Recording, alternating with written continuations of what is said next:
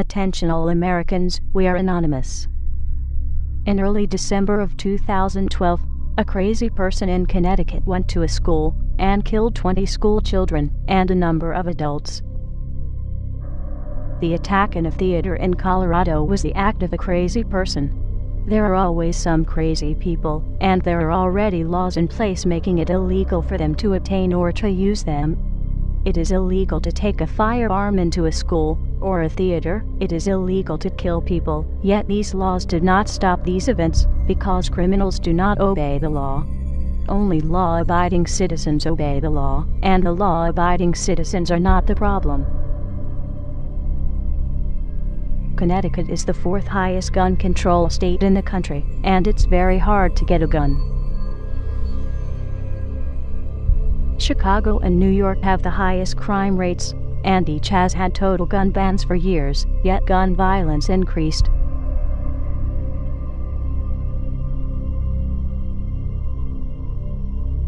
Mexico has a total gun ban for all citizens, but in the last 3 years, more than 55,000 people have been killed by guns because only the drug cartels and criminal government have them.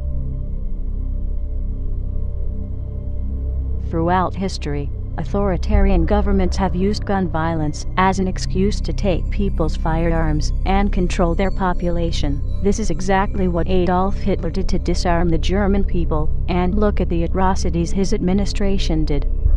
Obama has been working hard to try and ban all semi-automatic weapons and shotguns, while at the same time increasing the weapons and firepower that police and government agencies have. Within minutes of the Connecticut shootings, politicians were on the state-run media saying it was time to get rid of the guns, and they will be talking about it for weeks to come. The Obama administration and his government-funded media have been promoting this idea for months.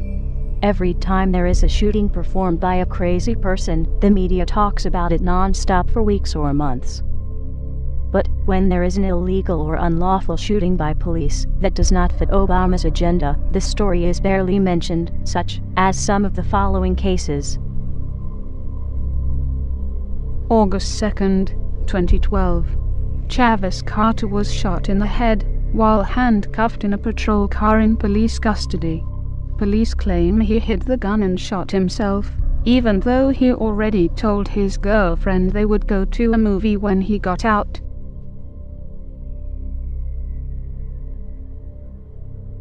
January 2009. Bart police officer Johannes Messel shoots and kills a handcuffed, restrained, unarmed man, while multiple other police officers are around.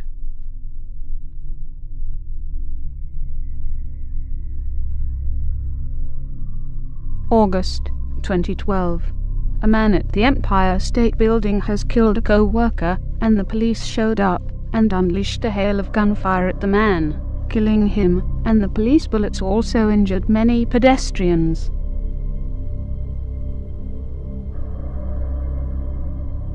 July 2012. Some protesters demand answers from police about why they shot a man in the back.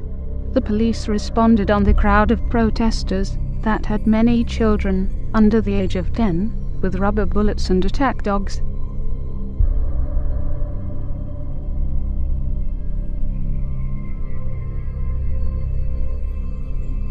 These stories got barely a whimper out of the press, and certainly did not get the coverage of several weeks, even though they are just as newsworthy. In addition, are the other major violent crimes where firearms were not even used. August 2007, Connecticut. In a home invasion, a wife and 2 children were murdered. The wife and youngest daughter were also victims of sexual assault. Only the husband survived, and he was badly beaten.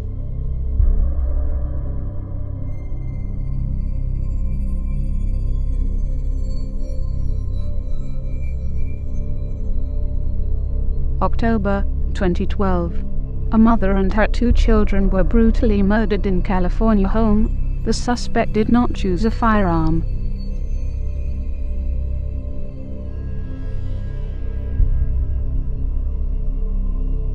October 2012.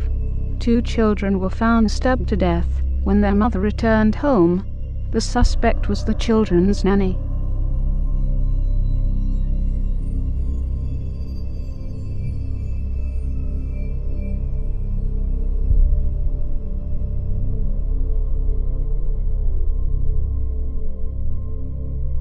September 2012.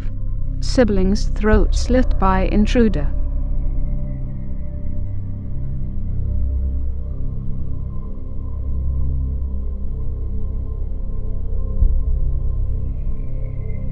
The press also hardly mentions the cases where guns were used by law-abiding citizens to save lives to avoid being raped or killed.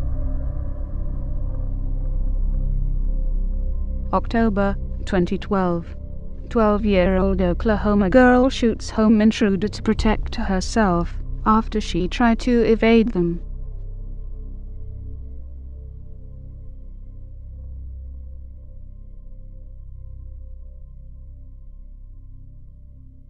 January 2012. 14-year-old boy kills intruder when a gang of 4 men break into his house, where he was alone with his 17-year-old sister.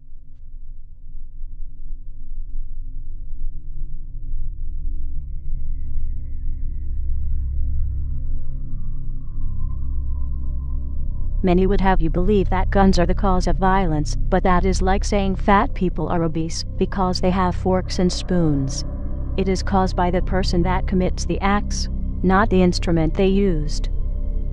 If guns were the cause of the violence, then the police would be committing more violence with guns and would need disarmed instead of being more heavily armed. And the military and National Guard should never be used to perform law enforcement duties. Other Anons and many other people, including Alex Jones and many others, have provided lots of evidence over the years to these facts. It has been known, predicted by many for several months, and in some cases years, that Mr. Obama's intentions are to confiscate all firearms, or at least as much as he can, to make it easier to usher in a fascist police state, to establish a one-world government, and under a one-world currency system. It was a tragedy in Connecticut, where the school children were murdered by a crazy person, and, as we have demonstrated in this video, there are countless cases where the press did not report on it as much, because it was not on a political agenda. How dare Mr. Obama soil their memories, and who they were, and are, by using this and other events for his own purpose. Guns have been used to save lives, and could have been used to save other people. Mr. Obama would have you believe that guns are the cause of these crimes that CNN, Fox, and the rest of mainstream media talk about so much, but it is hardly mentioned when the crimes are committed by authorities that are ever increasingly armed. Mr. Obama will tell you he needs to get guns out of the hands of criminals, but he will be taking them out of the hands of law-abiding citizens, while the criminals will still have them, and will have other means of inflicting harm. The law-abiding citizen will be helpless. Those that were saved by guns will become victims. And those that could have been saved by guns will have that history repeated, as others end up raped and murdered.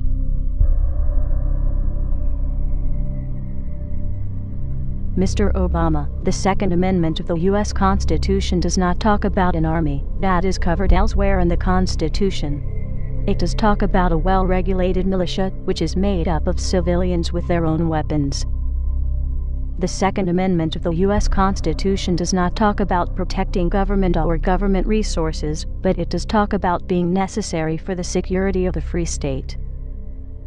The Second Amendment of the U.S. Constitution does not say a single word about hunting or sport, but it does say, "The people's right to keep and bear arms shall not be infringed." To the American people, as many laws have been banning firearms in cities such as Chicago, New York, and Washington, D.C., have been implemented, and, as the courts get them, they are now being overthrown as unconstitutional. Even if they were not ruled on, they are an infringement to your Second Amendment rights, and you have no obligation to obey it, and the courts have no obligation to enforce it. No one is bound to obey an unconstitutional law, and no courts are bound to enforce it. Mr. Obama, as the chief law enforcement officer of the country, you are responsible for the conduct of those under your command. There will be no further tolerance of any of the following: any act to infringe on any of the Bill of Rights, as identified in the U.S. Constitution. Any act to seize or locate any firearms or ammunition. Any act to control the ownership of firearms or ammunition. Any act to control the manufacturing or sales of firearms or ammunition. Any act to document ownership, purchases, or attempts to purchase firearms or ammunition. Any act to deploy or stage for deployment any military forces or government employees or agents thereof, for the purpose of asserting control over the population, or the rights of the people, or the states, as defined in the U.S. Constitution, such as would be used in martial law. Any act to write, form, negotiate, enter into, or comply with any international treaty that would or could do any of the points mentioned previously. Reed vs. Covert, 354 U.S. 1, 1957. Treaties do not confer powers not authorized by Constitution.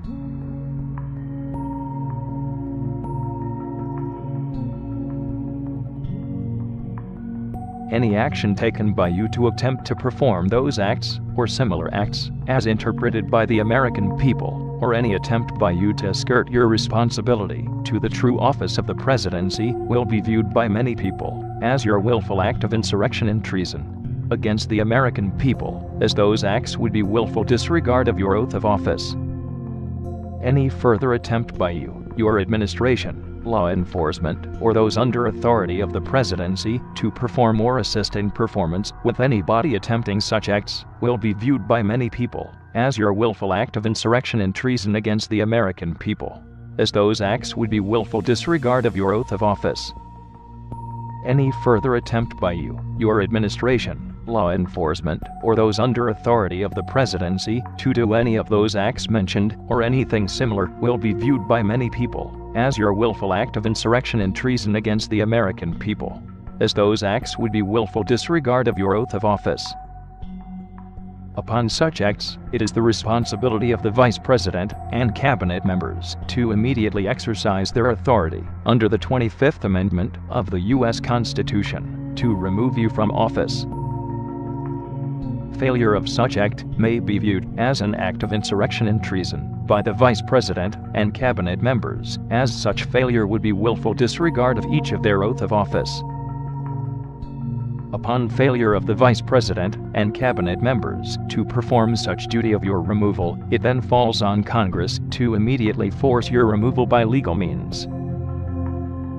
Failure of any member of Congress to perform such duty, or to hinder it in any way, will be viewed by many people as an act of insurrection and treason against the American people, as such failure would be willful disregard of each person's oath of office. Upon failure of the Congress to perform such duty, it will be the responsibility upon the United States Supreme Court for failure to act in past or present to rectify said situation, and as such will be viewed by many people as an act of insurrection and treason against the American people, as such failure would be willful disregard of each Supreme Court justice's oath of office. Upon failure of all the aforementioned bodies to perform such duty, it will be the authority and duty of any and all members of the United States Armed Forces to remove the President, Vice President, Cabinet members, and members of Congress, and the U.S. Supreme Court justices from power by military force. Failure by all military members to perform such duties will constitute as an act of civil war against the American people by said authorities.